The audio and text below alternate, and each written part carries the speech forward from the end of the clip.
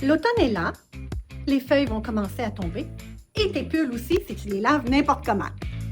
Aujourd'hui, on sauve ton cachemire de la noyade, ton coton du stretching olympique et ton pull multimatière d'une crise d'identité.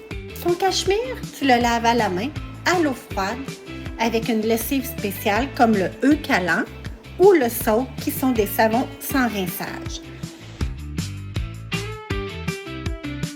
On le sort doucement dans une serviette.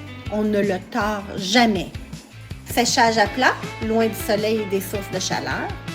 On le range plié, jamais suspendu, ça déforme.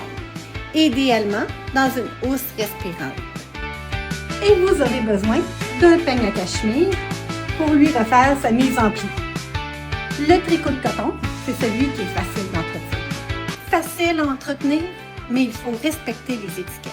Lavage en machine, oui, c'est possible. Programme délicat, bien sûr, à l'eau froide et idéalement dans un filet de lavage. La lessive, on utilise une lessive douce sans agent blanchissant, comme le Forever New qu'on a ici, ou on peut aussi utiliser le Eucalan ou le Soak. Séchage à plat pour éviter l'élongation et on le repasse légèrement si c'est nécessaire à l'envers. Et vos beaux pulls multimatières en laine, en polyester, en coton, en viscose, mélange de matières, eh bien, tout simplement, on suit ce qui est inscrit sur l'étiquette.